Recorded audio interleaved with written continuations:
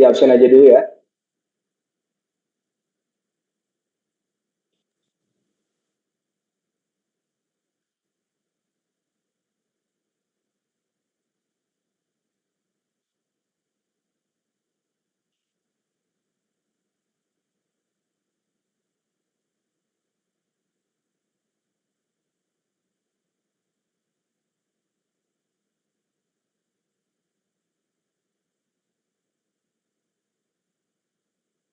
Oke, di absen dulu ya. Afifah, Hadir, Pak. terus Arda, Hadir, Pak. Atif,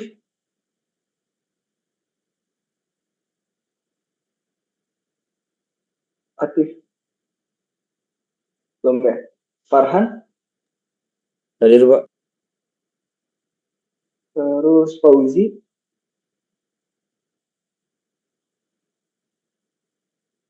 belum.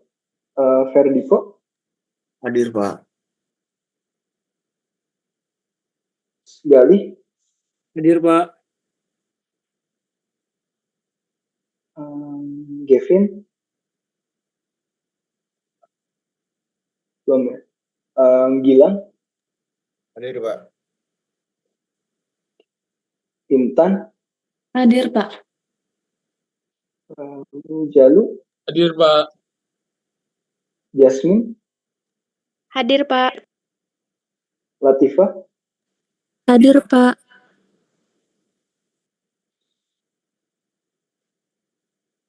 Muhammad Akmario,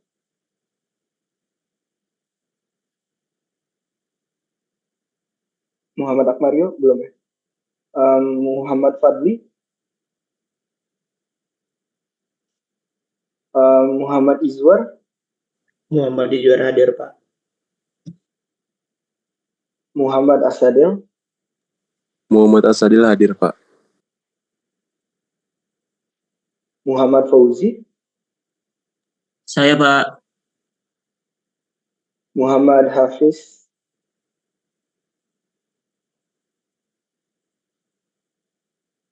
belum. Terus Muhammad Raihan, Hadir, Pak. Okra Billah, Hadir, Pak. Pradita, Pradita hadir, Pak. Reza Dwi Pahlavi, Hadir, Pak.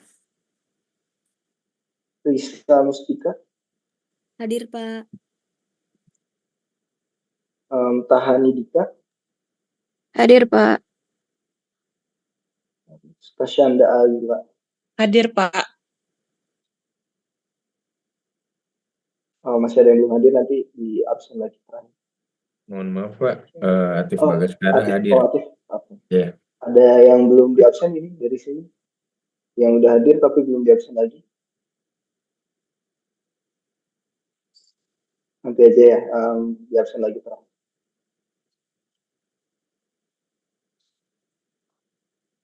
Oh ya, sebelumnya terima kasih atas pengumpulan tugas kemarin. Saya udah terima juga tugasnya, beberapa juga ada yang sudah dicek.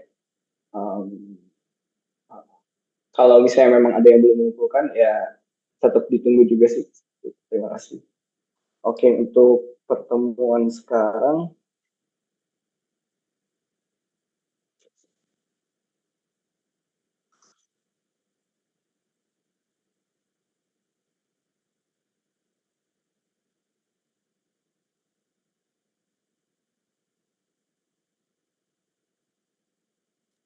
Pak, sorry, Pak. Maaf ngutang. oh ya, Saya Fauzi, baru hadir, Pak. Fauzi Aprianto. oh ya. Nanti saya absen ya. Oke, Pak. Udah ini apa namanya? Udah tampil ini layarnya. Sudah, Pak. Siap.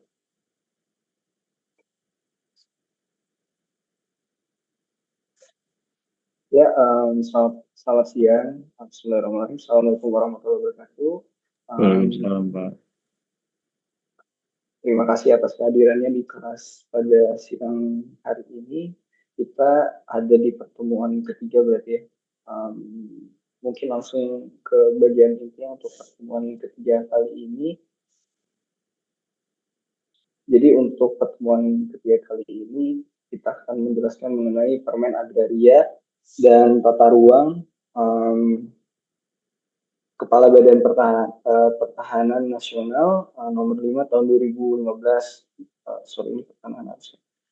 Mengenai izin lokasi, yaitu izin yang diberikan kepada perusahaan untuk memperoleh tanah yang diperlukan dalam rangka penanaman modal yang berlaku pula sebagai izin pemindahan hak. Selanjutnya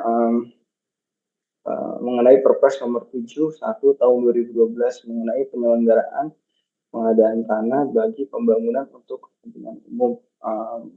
Secara garis besar kan seperti yang sudah kalian lakukan rangkuman dan sebelumnya juga dijelaskan mengenai UU nomor 2 tahun 2012 itu kan turunannya adalah sebagai berikut, yaitu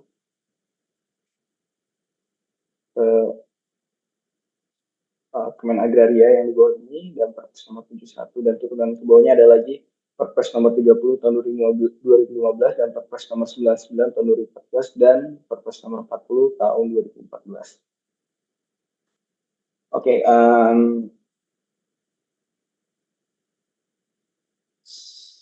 dasar hukum pengadaan lahan, yaitu Permen Agraria dan Tata Ruang Kepala BPN nomor 5 tahun 2015.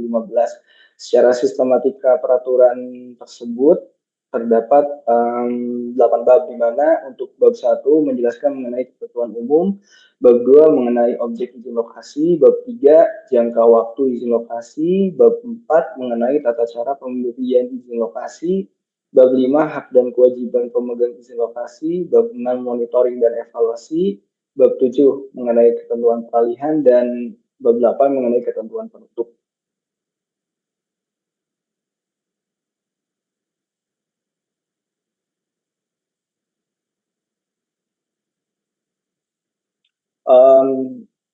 Dasar hukum pengadaan lahan, Permen Agraria dan Tata Ruang Kepala BPN nomor 5 tahun 2015. Untuk bab 1 sendiri menjelaskan mengenai izin lokasi, di mana izin lokasi adalah izin yang diberikan kepada perusahaan untuk memperoleh tanah yang diperlukan dalam rangka penanaman modal yang berlaku pula sebagai izin pemindahan hak dan untuk menggunakan tersebut guna keperluan usaha penanaman modalnya. Selanjutnya, setiap perusahaan yang telah memperoleh persetujuan penanaman modal wajib mempunyai izin lokasi.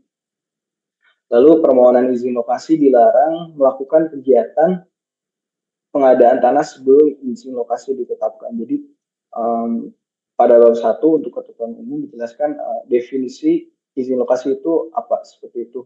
Seperti yang tertampak dalam paparan tersebut. Jadi setiap untuk melakukan penanaman modal wajib memiliki izin lokasi. Kalau seandainya izin lokasinya belum, maka kegiatan tersebut belum dapat dilakukan sebelum izin lokasinya ditetapkan. Selanjutnya untuk bab 2 objek izin lokasi. Objek izin lokasi, tanah yang dapat ditunjuk dalam izin lokasi adalah tanah yang menurut rencana tata ruang wilayah atau RTRW diperuntukkan bagi penggunaan yang sesuai dengan rencana penanaman modal yang akan dilaksanakan oleh perusahaan menurut persetujuan penanaman modal yang dipunyainya. Mungkin salah satunya jalan tol, seperti itu kan, secara secara penanaman modalnya jalan tol sebagai salah satu contohnya seperti itu. Selanjutnya untuk bab 3 yaitu jangka waktu izin lokasi. Jangka waktu izin lokasi selama 3 tahun. Perolehan tanah oleh pemegang izin lokasi harus diselesaikan selama jangka waktu izin lokasi. Perpanjangan izin lokasi jika perolehan tanah lebih dari 50%, maka dapat diperpanjang 1 tahun. Jika perolehan tanah masih kurang dari 50%, tidak dapat diperpanjang atas hak-hak atas tanah diberikan kepada pihak lain yang memenuhi syarat. Selanjutnya untuk bab 4 pemberian izin lokasi. Izin lokasi itu ditandatangani oleh pejabat pemerintah. Untuk di kabupaten atau kota, maka setingkat gubernur itu untuk melakukan tanda tangannya sebagai pemberian izin lokasi. Selanjutnya untuk lintas provinsi, maka dilakukan penandatanganan oleh Menteri Agraria atau Kepala BPN. Selanjutnya untuk bab 5 mengenai hak dan kewajiban pemegang izin lokasi.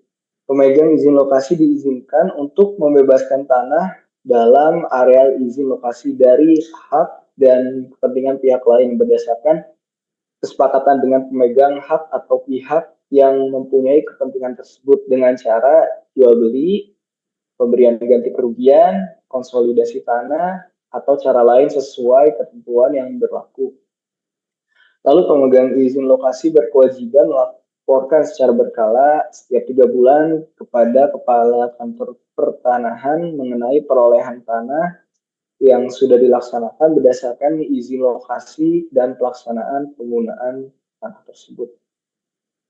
Jadi seperti yang dijelaskan sebelumnya bahwa untuk memperoleh hak tersebut ada berbagai macam cara. Dalam permen ini juga dijelaskan bahwa untuk memperoleh hak tersebut pihak yang mempunyai kepentingan tuh dapat mendapatkan hak atas tanah tersebut dengan melakukan jual beli ataupun pemberian kerugian, konsolidasi tanah atau cara lain yang sesuai dengan ketentuan yang berlaku. Selanjutnya untuk bab 6 mengenai monitoring dan evaluasi, di mana monitoring meliputi kegiatan perolehan tanah, penggunaan ruang, pengamanan tanah yang sudah diperoleh, pengawasan dan pengendalian terhadap batas tanah yang telah diperoleh. Hasil monitoring dan evaluasi dapat dijadikan bahan pertimbangan untuk membatalkan izin lokasi tersebut. Pembatalan izin lokasi atas usulan Kepala Kantor Wilayah BPN Provinsi dan Kepala Kantor Pertanahan Kabupaten ataupun Kota. Jadi setelah dilakukan pemenuhan hak dan kewajiban atas pemegang izin lokasi, maka perlu dilakukan monitoring dan evaluasi terhadap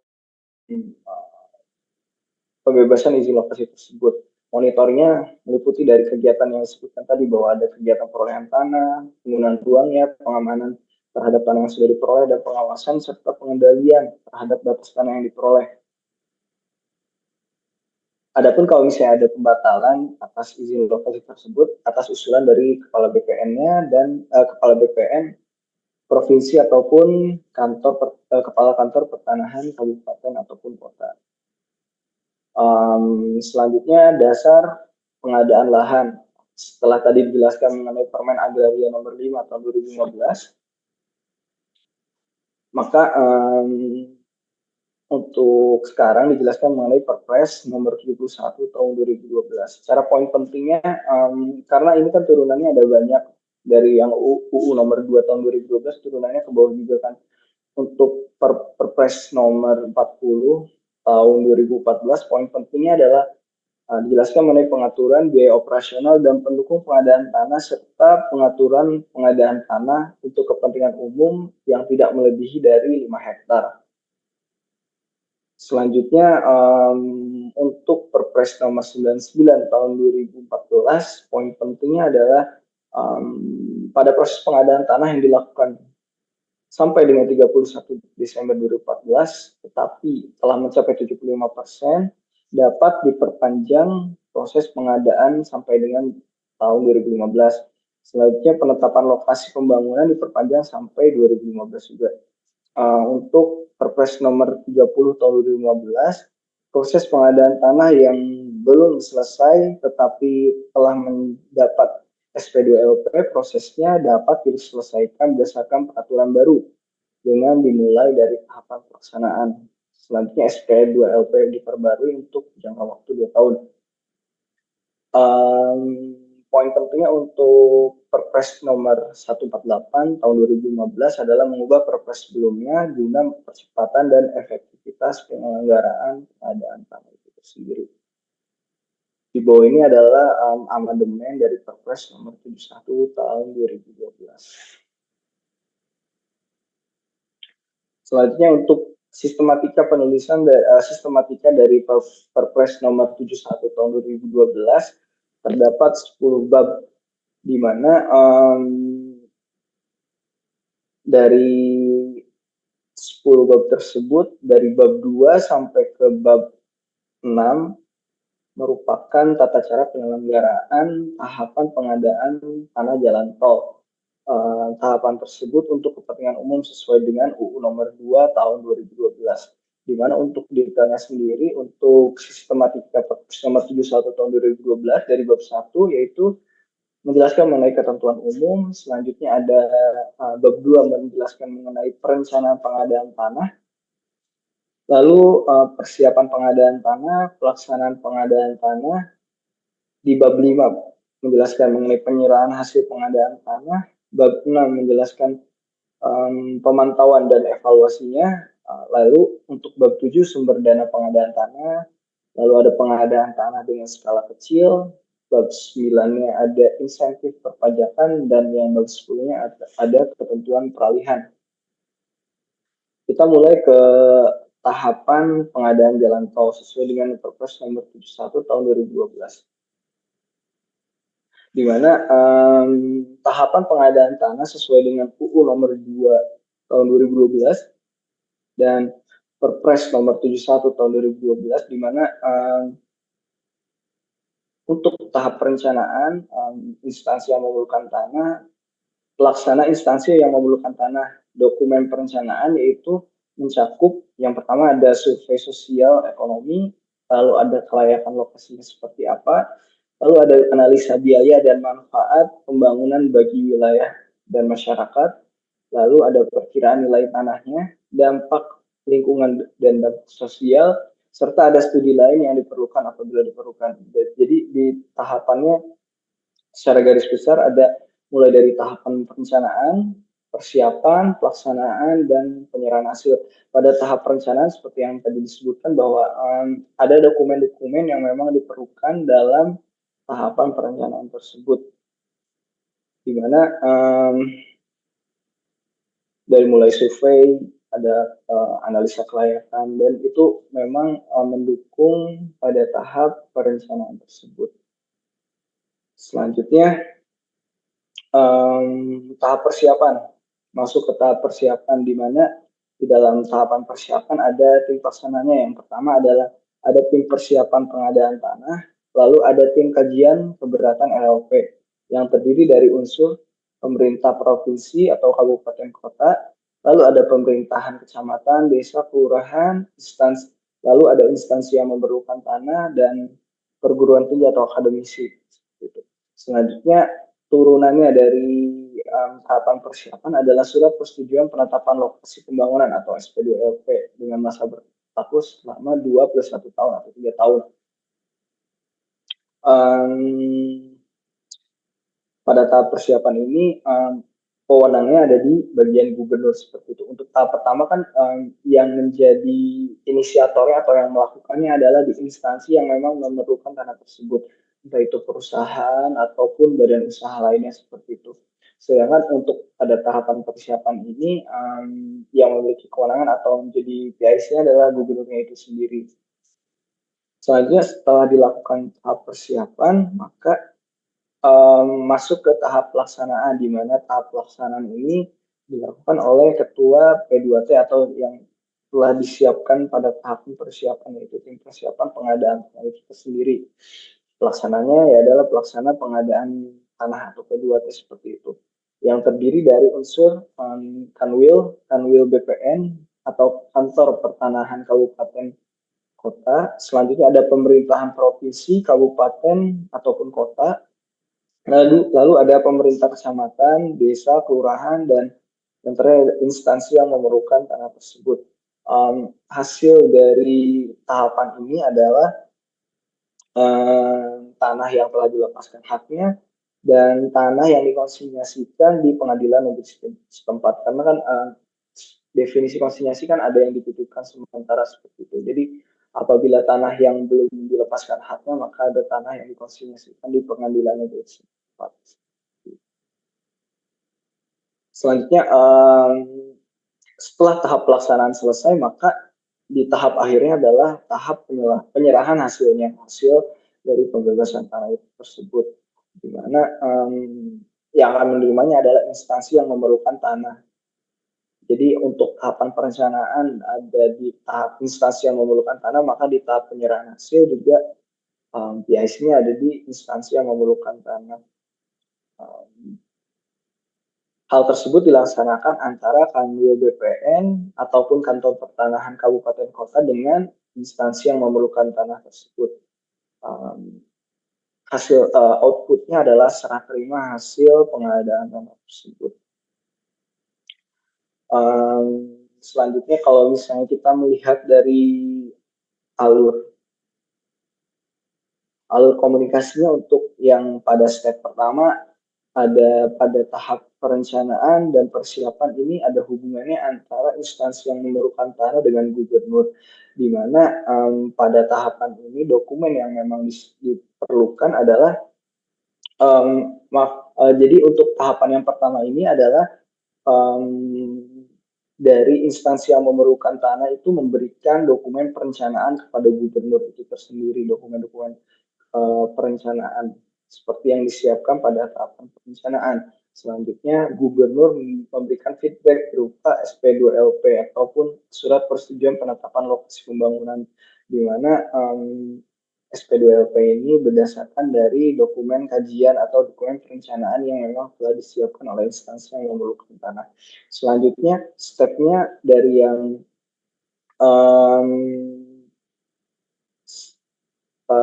setelah yang tahap perencanaan ini kan masuk ke tahap pelaksanaan, di mana dari instansi yang memerlukan tanah akan berhubungan dengan ketua P2T atau tim ketua persiapan pengadaan tanah itu sendiri dengan melampirkan dokumen-dokumen yang memang sebelumnya setelah dilakukan feedback dari gubernur yaitu SP2LP dan dilengkapi juga dengan dokumen perencanaannya kepada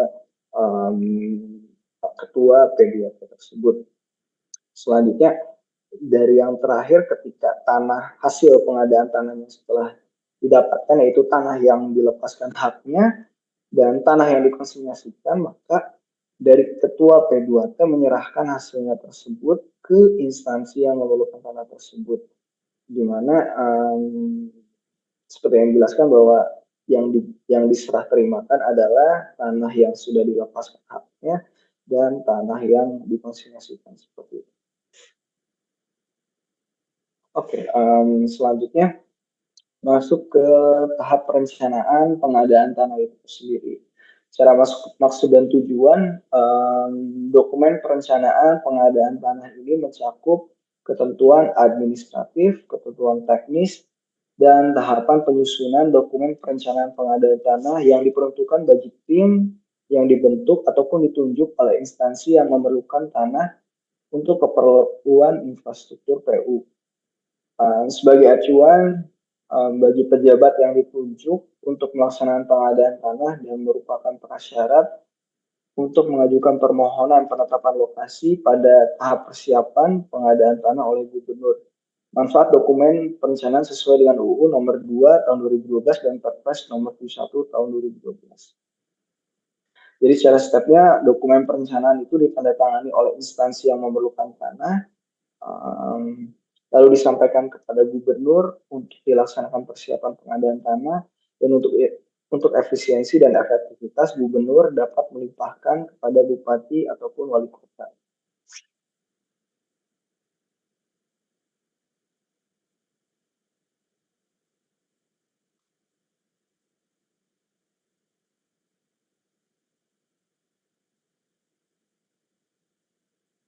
Oke, selanjutnya masuk ke perencanaan pengadaan tanah.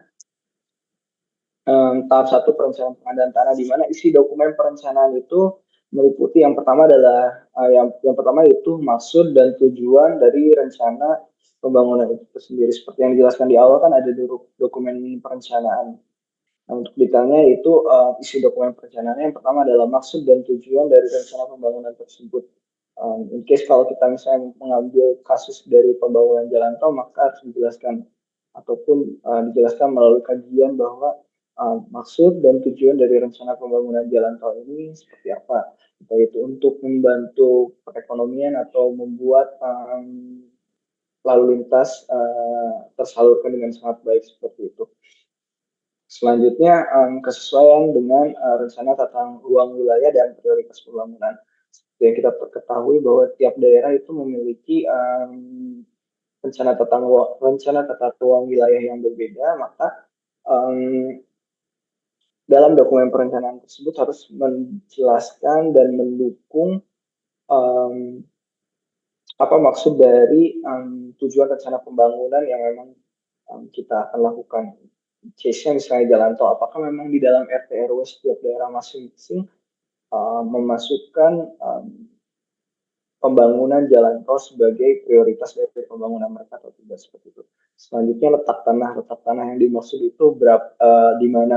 Jadi untuk menetapkan lokasi berarti kan kita harus tahu juga, misalnya di daerah Jawa Barat, di manakah letak lokasinya, seperti itu. Entah itu di Kabupaten A, B, C, D, seperti itu. Menghubungkan dari mana ke mana. Kalau misalnya mengambil case dari jalan tol, kita harus tahu trase jalan tol kita tuh melewati daerah mana saja. Seperti itu. Selanjutnya luas tanah yang dibutuhkan. Kita tahu bahwa untuk melakukan penetapan lokasi, maka kita harus tahu juga luasan tanah yang memang diperlukan dalam pembangunan tersebut. Jadi kalau misalnya kita ngambil contoh jalan tol, karena ini pengadaan tanah untuk jalan tol, maka kita harus tahu kebutuhan luasan lahan yang memang dibutuhkan untuk membangun trase jalan tol tersebut.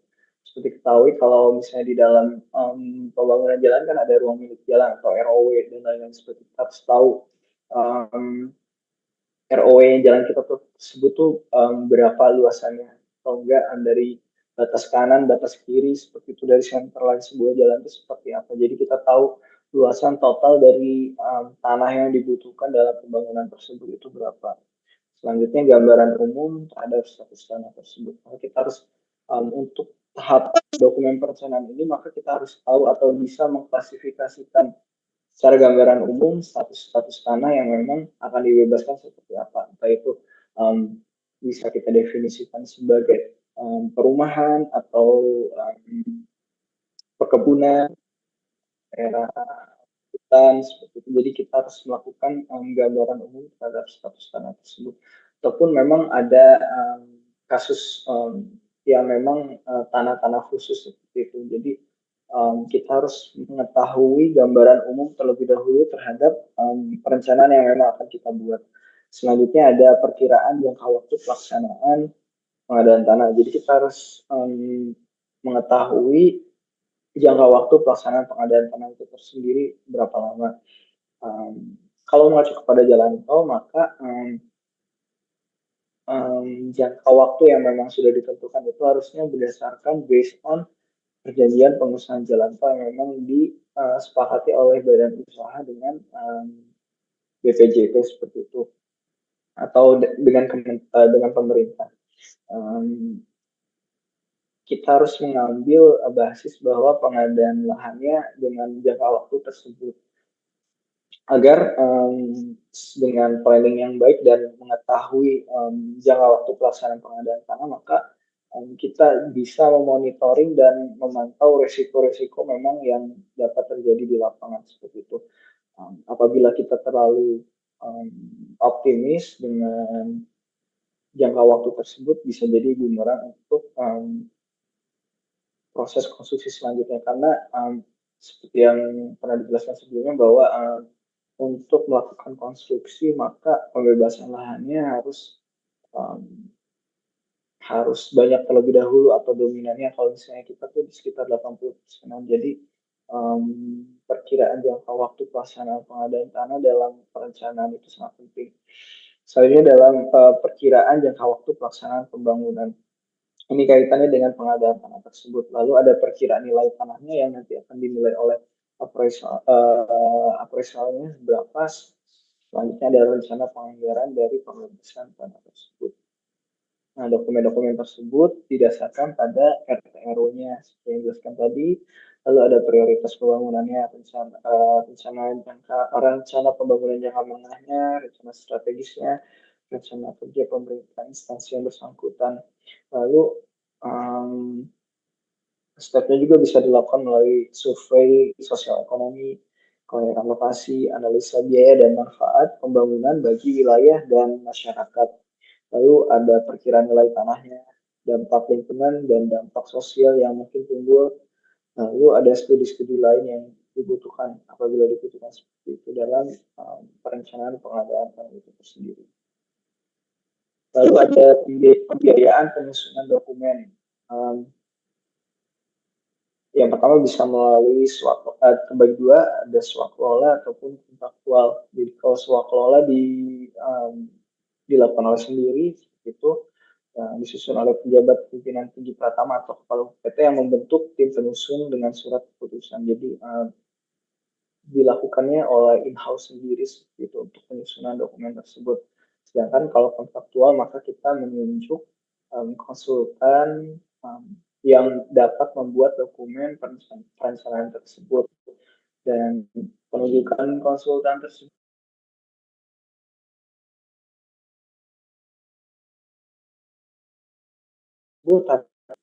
selanjutnya untuk menyusun dokumen oleh unit organisasi pendiri dari tim teknis dari unit organisasi pelaksanaan dan tim teknis dari instansi terkait.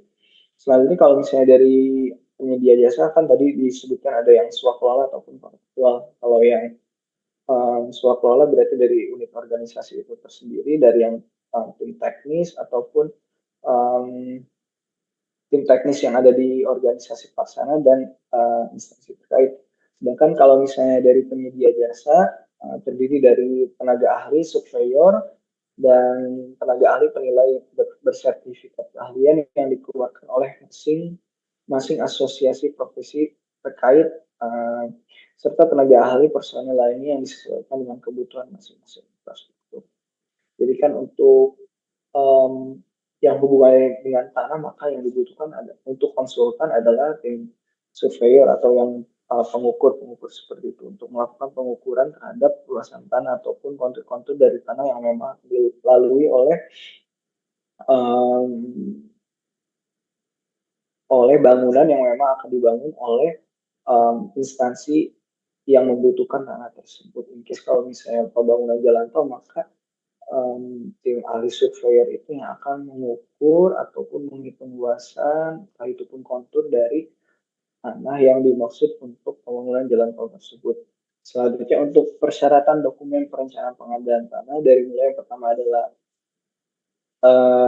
FS-nya atau feasibility study-nya atau studi kelayakan dengan melakukan mengidentifikasi alternatif solusi untuk menilai tingkat kelayakan dengan membandingkan kinerja ekonomi suatu alternatif terhadap alternatif lain. Secara rinciannya yang pertama adalah hasil survei kelayakan secara sosial, ekonomi, dan kelayakan lokasi, lalu analisa biaya dan manfaat pembangunan bagi wilayah dan masyarakat, perkiraan harga tanah dan dampak lingkungan dan sosial. Jadi untuk persyaratan perencanaan dokumen tanah itu kan meliputi FS-nya seperti itu. Jadi untuk FS itu alternatifnya itu tidak hanya satu saja, misalnya ada beberapa alternatif. Nah, alternatif tersebut nanti dinilai secara tingkat kelayakannya mana sih yang memang memenuhi seperti itu. Kelayakannya bisa dinilai dari aspek ekonomi, sosial, dan lain-lain seperti itu. Selanjutnya untuk maksud dan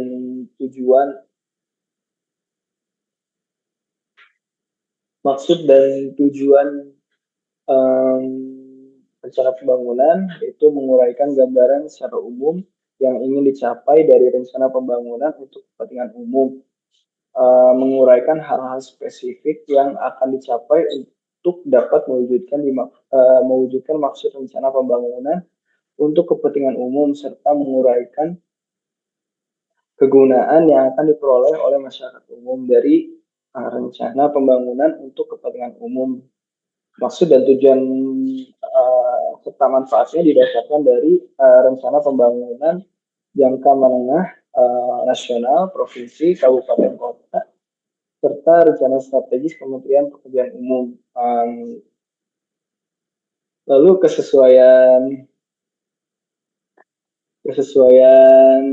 dengan RT RW dan prioritas pembangunan Dokumen perencanaan pengadaan tanah atau DPPT yang dilampirkan dengan peraturan RT RW dan prioritas lokasi rencana pembangunan yang telah ditetapkan lengkap dengan peta rencana pembangunan yang belum ditetapkan dalam RT RW dan atau prioritas pembangunan, maka Kementerian PU segera berkoordinasi lebih lanjut dengan pemerintah daerah dan instansi terkait lainnya untuk menyelesaikan permasalahan tersebut. Selanjutnya ada letak tanah. Jadi untuk letak tanah menguraikan wilayah administrasi rencana pengadaan tanah mulai dari desa, kelurahan, hingga wilayah provinsi yang dituangkan dalam sebuah peta rencana lokasi pembangunan yang merupakan peta rupa bumi yang memuat batas dari desa, desa, kelurahan hingga wilayah provinsi dengan menggunakan skala 1:50.000. Dan selanjutnya luas tanah yang dibutuhkan, perkiraan luas tanah yang dibutuhkan pengadaan tanah dalam satuan meter persegi. Perkiraan luas tanah diuraikan berdasarkan perkiraan luas tanah yang dibutuhkan per wilayah administrasi rencana pengadaan tanah yang telah berada. Selanjutnya ada gambaran umum dari status tanah tersebut menguraikan data awal mengenai penguasaan, pemilikan tanah, data pemiliknya yang berhak seperti yang dimaksud paling sedikit memuat bidang tanah, nama pemilik, status pemilikan, peruntukan tanah, objek pengadaan tanah lainnya, data pemilik berhak dituangkan dalam bentuk tabel. Pengumpulan data dilaksanakan melalui survei lapangan dan wawancara langsung dengan masyarakat yang terindikasi terkena pengadaan lahan tersebut. Selanjutnya perkiraan jangka waktu pengadaan tanah menguraikan perkiraan waktu yang dibutuhkan untuk masing-masing tahapan pelaksanaan pengadaan tanah. Jangka waktu dari mulai tahap persiapan, sejak pembuatan DPPT, lalu jangka waktu perencanaan menguraikan jangka waktu pelaksanaan diterimanya DPPT oleh gubernur sampai dengan pengumuman penetapan lokasi. Lalu jangka waktu pelaksanaan yang menguraikan perkiraan jangka waktu pelaksanaan kegiatan sejak diterimanya permohonan pelaksanaan pengadaan tanah oleh Kepala Kanwil BPN sampai penyerahan DPPT ke Kementerian PU. Lalu jangka waktu penyerahan hasil menguraikan perkiraan jangka waktu pelaksanaan kegiatan sejak pengajuan sertifikatan oleh Kementerian PU sampai dikeluarkannya sertifikat. Lalu nomor 7, perkiraan jangka waktu pelaksanaan pembangunan menguraikan perkiraan waktu yang diperlukan untuk melaksanakan pembangunan tersebut. Lalu ada perkiraan nilai tanah menguraikan perkiraan nilai ganti kerugian objek pengadaan meliputi tanah, ruang atas tanah, dan bawah tanahnya tersebut. Lalu ada bangunan di atasnya, tanaman, benda yang berkaitan dengan tanah, dan ataupun kerugian lain yang dapat dinilai atas pembebasan tanah tersebut. Dihitung berdasarkan standar penilai nilai ganti kerugian bagi pembangunan untuk kepentingan umum. Penilaian dapat melibatkan penilaian publik, instansi terkait, atau lembaga lainnya yang berkompeten dalam penilaian tanah tersebut. Selanjutnya, rencana penganggaran. Biaya operasional dan biaya pendukung, biaya yang diperlukan untuk penyelenggaraan tanah, misalkan PMK nomor 13, garis miring PMK 02 2013, dan PMK nomor 10, garis miring PMK 02 tahun 2016. Besaran satuan biaya yang digunakan untuk biaya operasional dan biaya pendukung dalam rangka kegiatan pada tahapan perencanaan, persiapan, pelaksanaan, dan penyerahan hasil menggunakan besaran dana, sumber dana, dan rincian alokasi dana untuk perencanaan, persiapan, pelaksanaan, penyerahan hasil administrasi dan pengelolaan serta sosialisasi. Selanjutnya masuk sebelumnya kan perencanaan pengadaan tanah terlebih dahulu. Selanjutnya masuk ke tahap persiapan pengadaan tanah. Untuk tahap persiapan pengadaan tanah ini tersendiri, turunannya kan dari gubernur, bupati ataupun wali kota itu diturunkan kepada tim P2T atau persiapan pengadaan tanah. Lalu ada tim kajian juga mengenai keberatan lokasi rencana pembangunan tanah tersebut. Berdasarkan Perpres nomor 71 tahun 2012 pasal 9 ayat 1, di mana tim P2T atau tim persiapan berisikan terdiri dari instansi terkait, bupati atau wali kota, lalu ada instansi yang memerlukan tanah itu tersendiri, dan satuan kerja perangkat daerah provinsi terkait.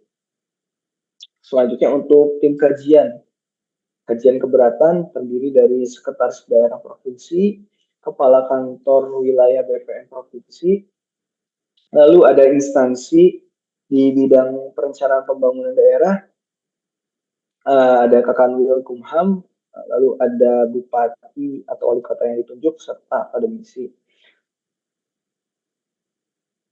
Secara catatan, ada catatan bahwa tim kajian keberatan dibentuk bila dalam konsultasi publik ulang masih terdapat keberatan dari pihak yang berhak, seperti itu. Jadi misalnya ada keberatan dari pihak yang memang memiliki haknya, maka tim kajian keberatan ini dapat dibentuk dengan susunan seperti yang disebutkan dalam paparan tersebut. Selanjutnya secara tugas, untuk tim persiapan itu tersendiri, tugasnya untuk yang pertama adalah melakukan pemberitahuan rencana pembangunan. Jadi tim persiapan memberikan informasi kepada pihak yang memiliki haknya terhadap tanah tersebut bahwa terdapat rencana pembangunan di dalam area tersebut. Lalu setelah dilakukan pemberitahuan, tim persiapan melakukan pendataan awal terhadap lokasi yang terdampak dari pengadaan tanah tersebut. Lalu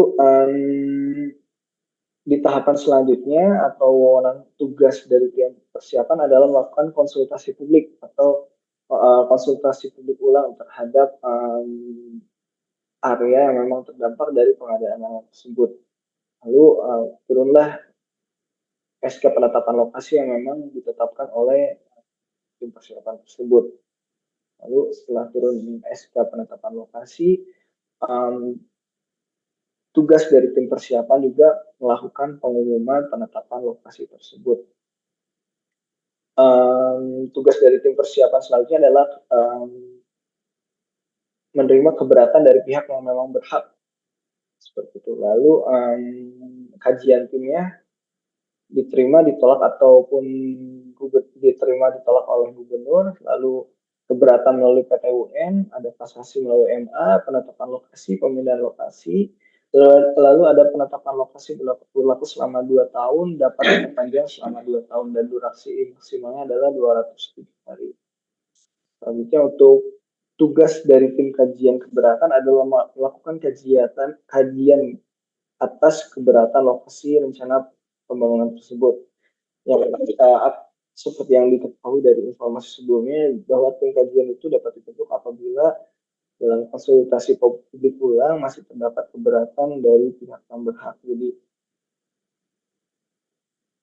apabila dalam tahapan ini ada yang keberatan seperti itu, maka dibentuklah tim kajian keberatan tersebut, di mana tim kajian keberatan tersebut melakukan inventarisasi masalah yang menjadi alasan keberatannya, lalu melakukan pertemuan ataupun klarifikasi dengan pihak yang keberatan, lalu membuat rekomendasi diterima atau ditolaknya keberatan tersebut terhadap RT RW nasional ataupun provinsi dan kabupaten kota serta prioritas pembangunan tersebut.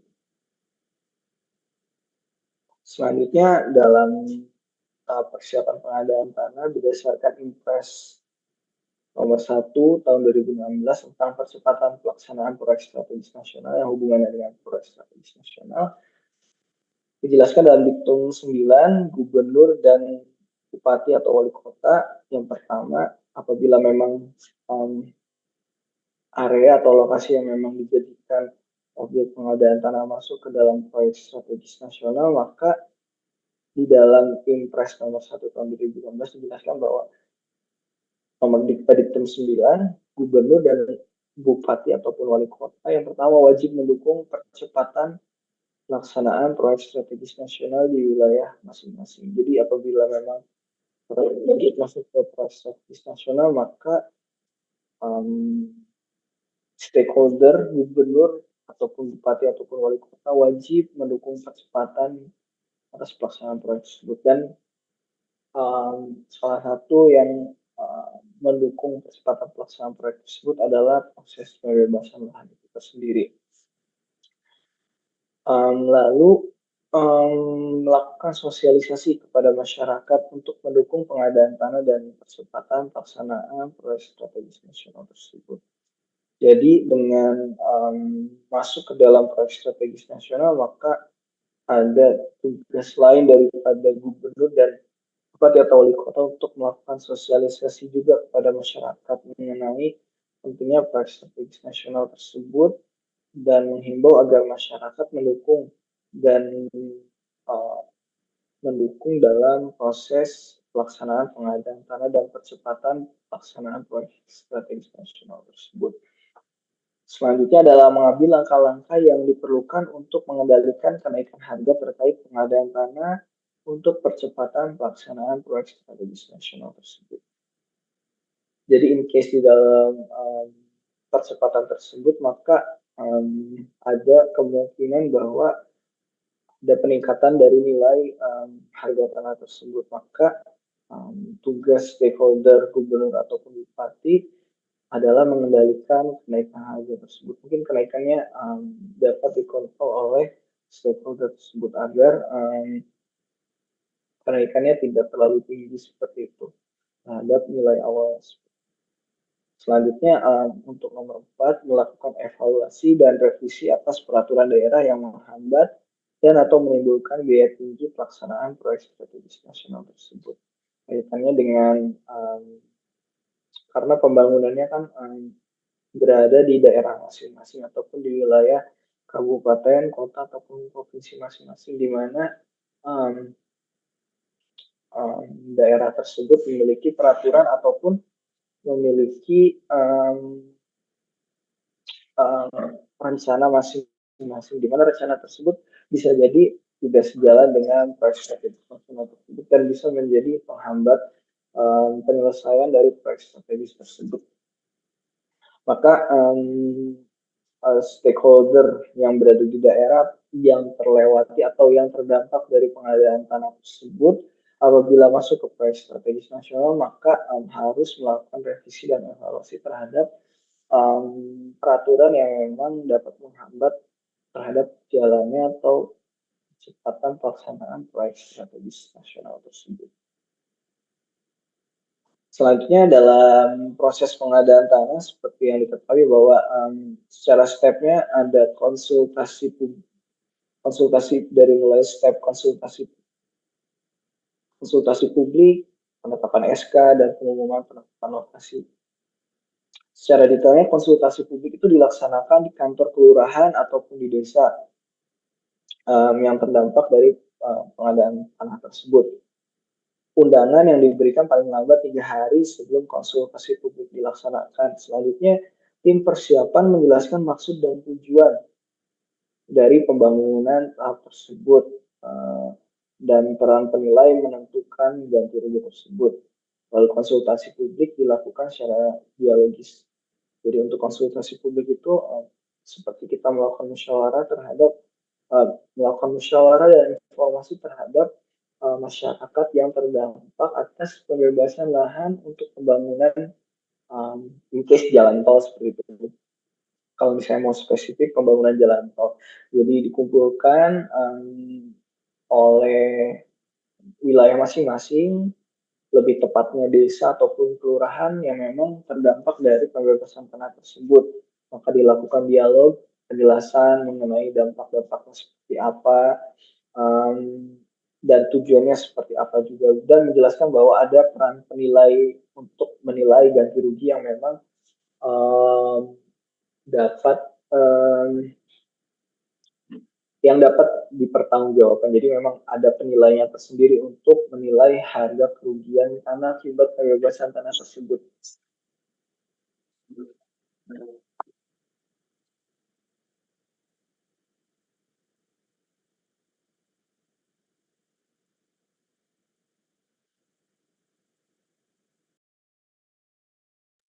Sebentar ya Mas semuanya.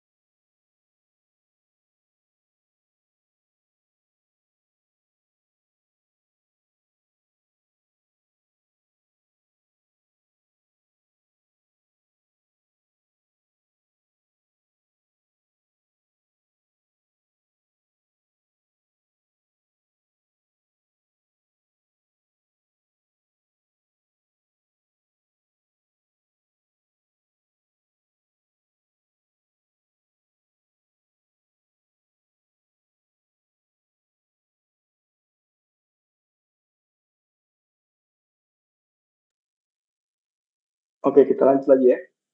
Terdengar suara saya? Dengar Pak. Oke. Udah nampak lagi ya? Nampak Pak. Ya. Selanjutnya untuk penetapan lokasi pembangunan. Untuk penetapan lokasi pembangunan itu dilakukan oleh gubernur. Selanjutnya untuk gubernur menetapkan perpanjangan 1 tahun non PSN dan 2 tahun apabila PSN. Apabila tidak diperpanjang, maka terhadap sisa tanah diproses ulang dari tahap perencanaan tersebut. Selanjutnya untuk pengumuman penetapan lokasi pembangunan, gubernur bersama instansi yang memerlukan tanah mengumumkan penetapan lokasi pembangunan, memuat nomor dan tanggal keputusan penetapan lokasi, peta lokasi dimaksud, dan tujuan pembangunan, letak dan luas tanah yang dibutuhkan, perkiraan jangka waktu pengadaan tanah termasuk waktu pembangunannya. Lalu tata cara pelaksanaan pengumuman dilakukan, pengumumannya tempat di media massa selama 7 hari, diatur secara rinci seperti itu. Sebagai contohnya seperti ini, jadi contoh pemberitahuan di media massa mengenai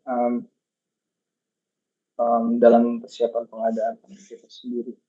Jadi panitia mungkin bisa dilihat seperti itu.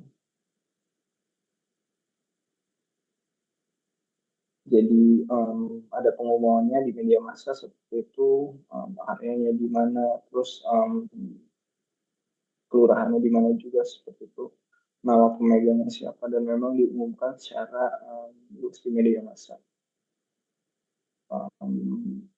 Ini adalah tahap persiapan pengadaan tanah, yaitu surat penetapan lokasi pembangunan, SP2LP, contohnya seperti ini,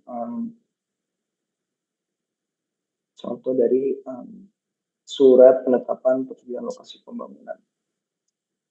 Lalu persiapan pengadaan tanah. Untuk pendataan awal lokasi pembangunan, kegiatannya adalah pengumpulan data awal pihak yang berhak dan objek pengadaan tanah. Selanjutnya ada pasal 17 Perpres 71 2012 yang berhak terdiri dari perseorangan, badan hukum, badan nasional, badan keagamaan, dan instansi pemerintah. Selanjutnya pihak yang berhak meliputi pemegang atas tanah, perseorangan ataupun badan hukum. Lalu pemegang HPL, instansi pemerintahan, badan hukum, lalu ada nazir untuk wakaf, dilakukan sesuai dengan ketentuan perundangan bidang wakaf. Untuk pendataan awal lokasi rencana pembangunan, pemilik tanah bekas milik adat dibuktikan dengan petuk pajak bumi atau girik, sipil, ketitir, perfounding Indonesia ataupun alat pembuktian tertulis dengan nama apapun juga.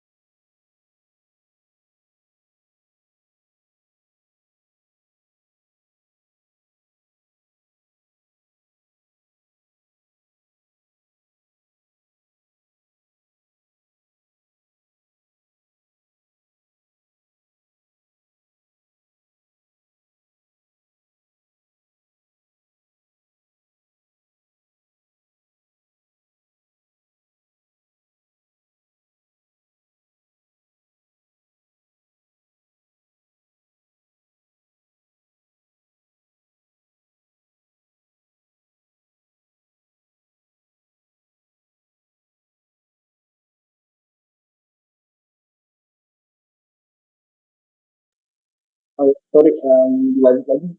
Terdengar suara saya? Dengar, Pak. Oke, sorry. Dilanjut untuk pendataan awal lokasi rencana pembangunan. Untuk tadi sudah dijelaskan untuk pemilik tanah bekas milik adat dibuktikan dengan petuk pajak buminya ataupun giriknya dan lain-lain atau alat pembuktian tertulis dengan nama apapun juga. Lalu ada akta pemindahan hak yang dibuat di bawah tangan dengan tanda tangan oleh kepala adat, lurah, kepala desa ataupun nama lain sebelum berlakunya PP nomor 10 tahun 1961, yaitu pendaftaran tanah dengan disertai alas hak yang dialihkan. Selanjutnya ada surat tanda bukti hak milik yang diterbitkan berdasarkan peraturan Swapraja yang bersangkutan. Selanjutnya ada surat keputusan hak milik dari penjabat yang berwenang, baik sebelum ataupun sejak berlakunya Undang-Undang Nomor 5 Tahun 1960 tentang Peraturan Dasar Pokok-pokok agraria yang tidak disertai kewajiban untuk mendaftarkan hak yang diberikan, tetapi telah dipenuhi semua kewajiban yang disebutkan di dalamnya. Selanjutnya surat keterangan riwayat tanah yang pernah dibuat oleh kantor pelayanan pajak bumi dan bangunan disertai dengan alas hak dialihkannya.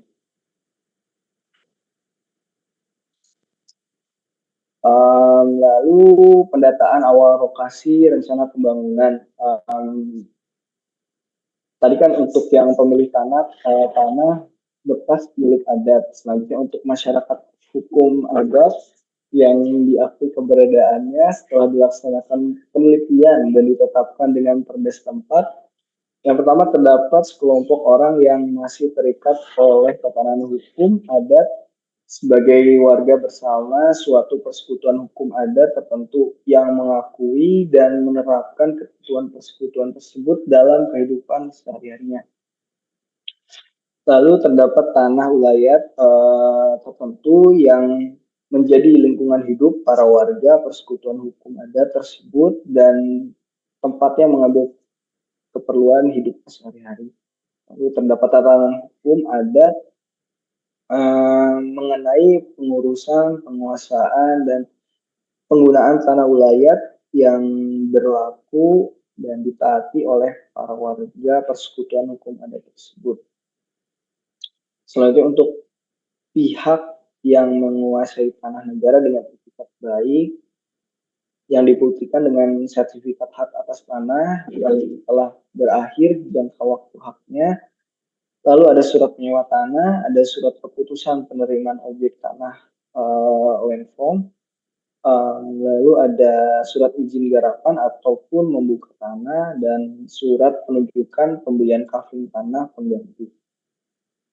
Lalu untuk pemegang dasar penguasaan hak atas tanah dengan alat bukti penguasaannya berupa akta jual beli hak atas tanah yang sudah bersertifikat yang belum dibalik nama, lalu akta jual beli atas hak milik adat yang belum diterbitkan sertifikatnya, lalu ada surat izin menghuninya, risalah lelang, akta ikrar wakaf, akta pengganti ikrar wakaf ataupun surat ikrar dari wakaf tersebut.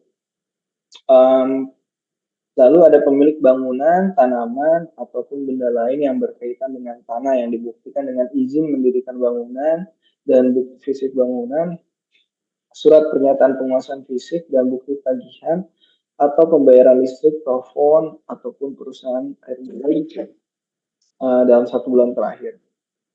Jadi dijelaskan adalah pihak-pihak yang dilakukan pendataan awal terhadap lokasi rencana pembangunan tanah tersebut yang disebut tadi.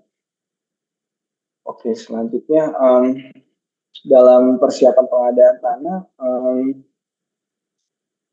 pendapat penegak hukum dan ahli terkait penguasaan atas tanah negara tersebut berdasarkan Perpres nomor 71 tahun 2012 pasal 23 yang dimaksud secara turun-temurun dalam kurun waktu tertentu yaitu 20 tahun secara berturut-turut, lalu tidak melanggar peraturan perundang-undangan, harus mendapatkan izin dari negara, dalam hal ini Menteri Agraria ataupun pejabat yang ditunjuk.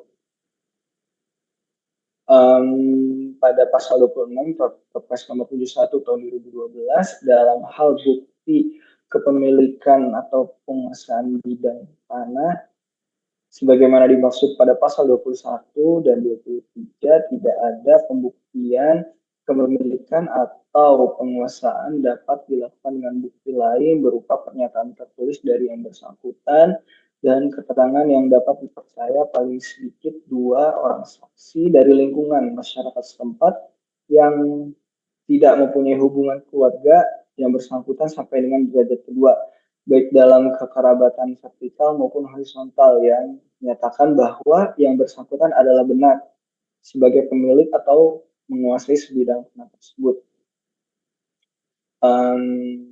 Kalimat tidak ada yang diartikan surat izin garapan yang pernah ada tetap hilang sehingga tidak cukup dibuktikan dengan surat pernyataan apalagi belum dikuasai selama 20 tahun secara berturut-turut.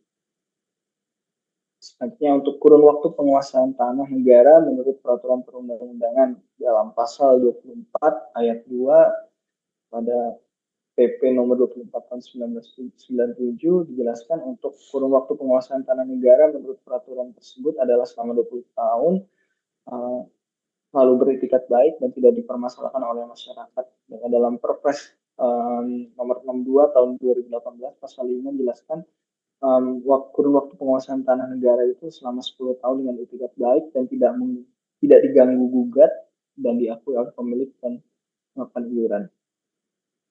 Untuk Perkaba nomor 5 tahun 2012 pasal 16 ayat 2 huruf A hanya mengatur untuk pasal 21 ayat 2 dan pasal 24 ayat 2 Perpres nomor 71 tahun 2012 tidak termasuk pasal 23 ayat A terkait jika dengan bukti penguasaan kepemilikan tanah yang tidak ada.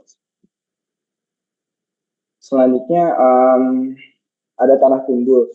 Tanah timbul itu menurut Permen APR BPR nomor 17 tahun 2016 tentang penataan pertanahan di wilayah pesisir dan pulau-pulau kecil, pasal 1 angka 8, tanah timbul adalah deretan yang terbentuk secara alami karena proses pengendapan sungai, danau, pantai, atau pulau timbul serta penguasaan tanahnya dikuasai oleh negara.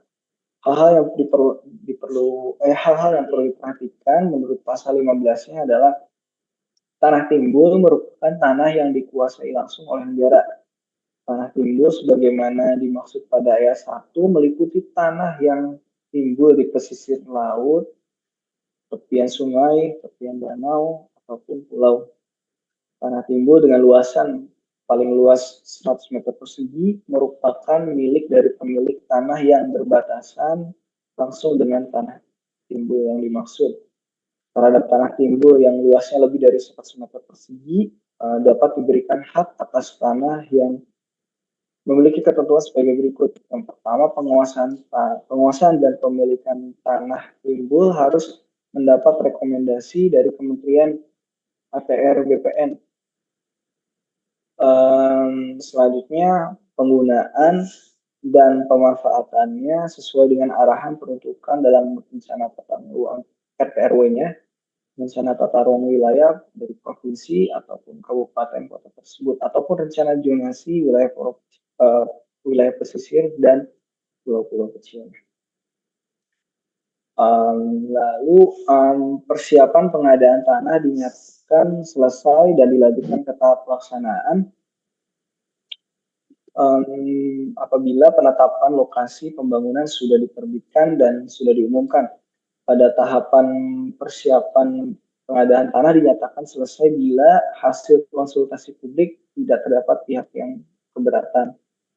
Lalu keberatan pihak yang berhak telah ditolak oleh Bupati Wali Kota, tetapi pihak yang berhak tidak mengajukan keberatan lainnya.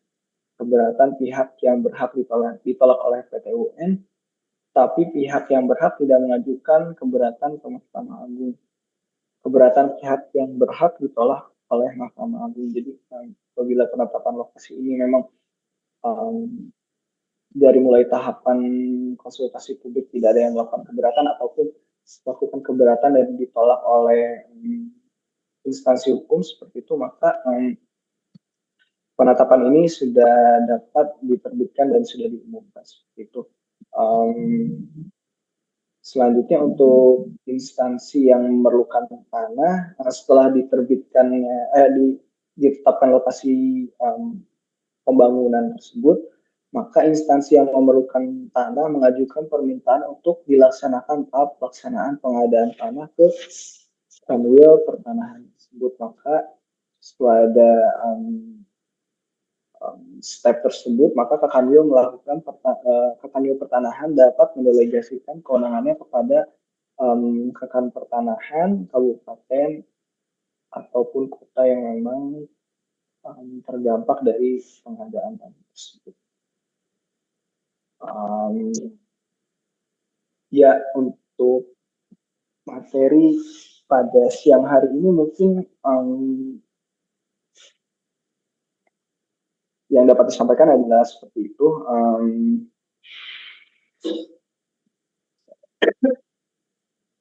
Ada yang mau ditanyakan terlebih dahulu? Oh ya, saya juga belum share ini ya materinya. Sebentar, saya coba share dulu di room chat.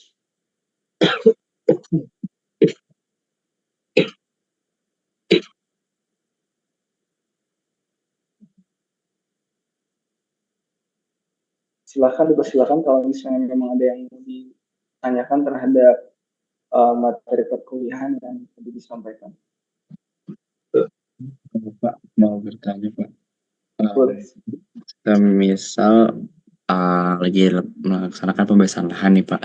Terus ada beberapa pemilik tanah itu agak setuju semisal sama apa namanya perjanjian lah gitu. Jadi intinya pengen lebih dari yang ditawarkan. Ya. Nah itu dibawa ke pengadilan. Itu prosesnya seperti apa gitu, maksudnya apakah langsung dibawa pengadilan terus diselesaikan secara hukumnya atau langsung apa ya sat gitu, jadi tiba-tiba oh ya udahlah yang penting tanah itu yaudah jadi uh, maksudnya si pemilik tanah ya udah yang penting menerima gantinya ya udah sesuai sama apa yang ditawarkan pertama gitu. Kalau itu kasusnya seperti apa Pak? Oke. Jadi kan tadinya kalau misalnya secara step kan nantinya ada konsultasi publik. Konsultasi publik dulu. Ini udah nampak lagi kan paparannya? Iya muncul Pak. Ya, oke. Jadi kan ada konsultasi publik terlebih dahulu. Jadi di dalam konsultasi publik ini dijelaskan terlebih dahulu mengenai rencananya seperti apa dari jadi tim persiapan melakukan penjelasan dari maksud dan tujuan pembangunan tersebut. Jadi kalau misalnya dalam step tersebut memang ada yang keberatan seperti itu, maka kan ini dalam catatan yang di bawah ini apabila dalam konsultasi publik ulang ada beberapa pihak yang memang keberatan terhadap rencana penetapan lokasi tersebut, maka dibentuklah tim kajiannya. Nah, tim kajiannya kan terdiri dari ini dulu. Jadi masuk dulu ke step yang tim kajian ini terlebih dahulu ketika memang ada keberatan dari pihak yang memang akan dilakukan pembebasan lahan. Jadi untuk step penetapan lokasinya terlebih dahulu. Jadi setelah dilakukan kajian terlebih dahulu oleh tim kajiannya, maka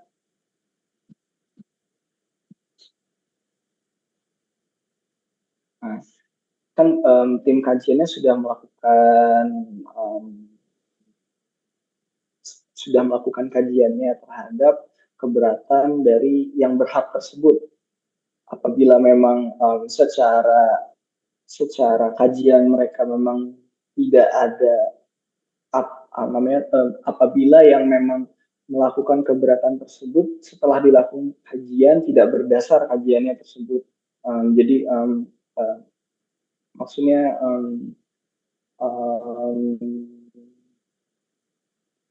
kajiannya tidak berdasar. Jadi mereka tuh hanya melakukan penolakan tidak memiliki dasar yang tepat seperti itu. Jadi tim kajian dapat menolak atas keberatan tersebut. Apabila memang secara kajiannya disusun secara baik oleh yang berhak, maka akan masuk ke pengadilan seperti itu, entah itu ke PT UN, baru ke Mahkamah Agung seperti itu.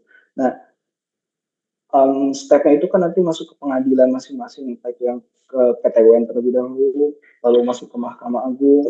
Jadi yang nanti memutuskannya itu adalah dari pengadilan tersebut seperti itu. Jadi agar diputuskan secara hukum, secara legalnya gitu. Jadi step awalnya kan memang dilakukan kajian awal oleh tim kajian tersebut. Apabila dari kajian tersebut memang penolakan tersebut tidak berdasar, maka ditolak terlebih dahulu kan. Jadi kayak gitu ya udah alasannya tidak berdasar, jadi penetapan lokasinya masih bisa terus dilanjutkan kayak gitu. Tapi kalau misalnya memang dari tim kajian menentukan bahwa ini alasannya berdasar dan bisa dilanjutkan kepada pengadilan, maka yang berhak tersebut melanjutkan ke pengadilan seperti itu. Nah, baru di pengadilan tersebut ditentukanlah keberatan-keberatan mereka. Apakah memang yang melakukan keberatan tersebut menang gugatannya ataupun kalah, itu ditentukan di pengadilan tersebut, Mas. Begitu. Jadi entah itu mengenai biaya kayak gitu nanti hubungannya di pengadilan tersebut.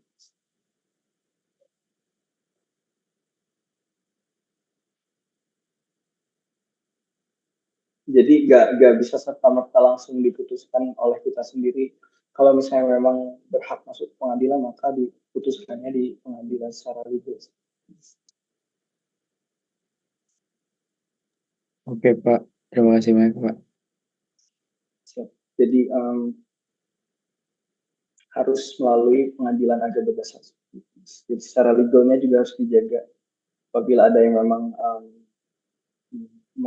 tidak merasa puas dengan konsultasi publik awal.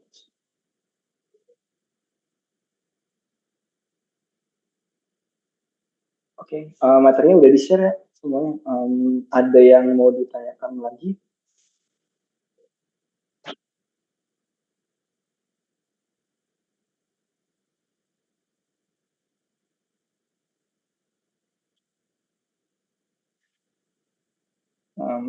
Kayaknya udah ya.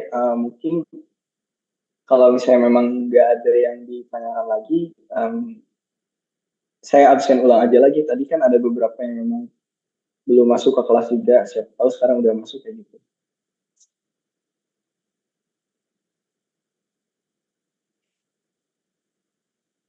Oke, tadi Fauzi masuk ya? Fauzi masih ada?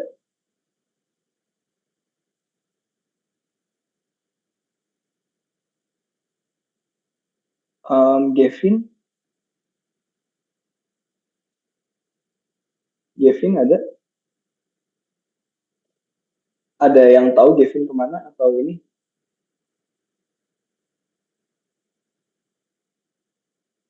Gak ada. Gak ada kabar. Okay. Tadi Fauzi masuk ya, betul ya? Saya tadi ada yang telat masuk Fauzi. Terus Akmario?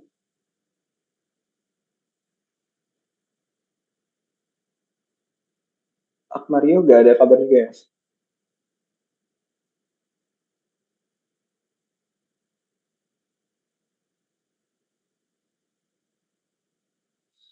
Raihan, sorry. Hafiz? Muhammad Hafiz?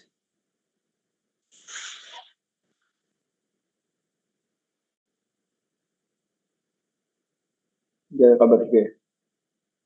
Oke, berarti buat pertemuan kali ini yang gak hadir, Gavin, Akmario, sama Hafiz ya.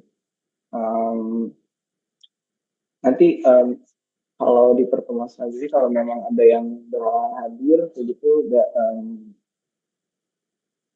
takutnya saya juga tidak terinfo, mungkin bisa diinfo aja ke saya ataupun ke ketua kelas kayak gitu, entah itu izin ataupun sakit.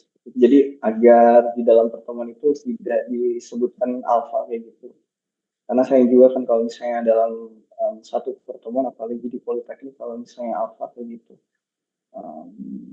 Ini betul ya, berarti ya ada 3 yang tidak hadir ya. Jadi saya simpan. Pak, maaf Pak, untuk Muhammad Asadul hadir Pak. Tadi saya kelempar keluar karena wifi-nya mati. Oh aman, yang ini Asadul ada sih. Baik Pak, terima kasih. Iya.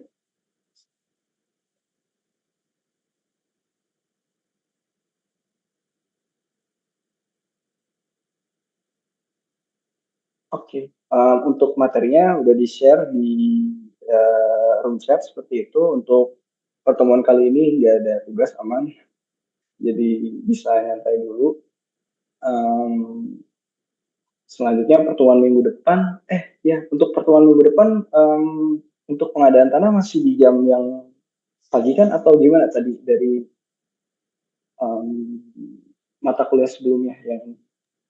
Oh, ini Pak, udah konfirmasi lagi, cuman yang jam pagi tetap pengen di pagi Pak, gimana ya Pak? Ya udah kalau kayak gitu nggak masalah sih kalau kayak gitu. Mungkin nanti kita menyesuaikan aja lagi. Startnya kan kalau misalnya tadi mata kuliah sebelumnya kan kayak mepet banget ya langsung kayak gitu. Kalau misalnya nanti ada perubahan atau penyesuaian jadi lebih jadi jam 11 atau 11.15 kayak gitu nanti saya infokan lagi ya. Biar nggak langsung maraton banget. Atau enggak nanti kalau misalnya ketika setelah bulan puasa beres kan nanti mungkin ada istirahat kayak gitu untuk makan siang dan lain-lain. Nanti kita menyesuaikan lagi jadwalnya. Tapi kalau misalnya geser kita balik lagi ke jam awal di 10.50 nggak masalah. Ya udah nggak apa-apa kayak gitu. Oke aman. Berarti terkopi ya kita untuk kuliah pengadaan tanah itu di jam 10.40 atau 10.50-an ya? Iya, Sekitar jam 10.40 segitu. atau 10.50, Pak. Kalau di bulan puasa sih 10.40, Pak. Cuman tadi karena Ya, oke. ada absensi yang cukup lama, jadi tadi makanya agak melambat gitu, Pak. Oke, aman.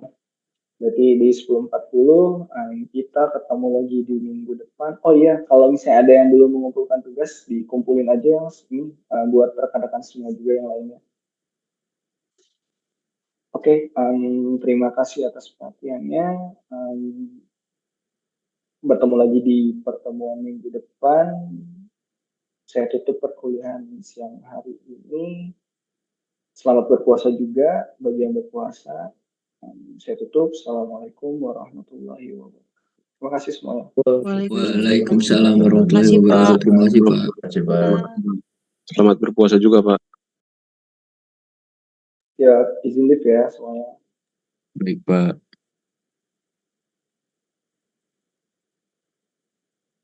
Oh iya, sorry. Tadi ada yang ambil screenshot ya?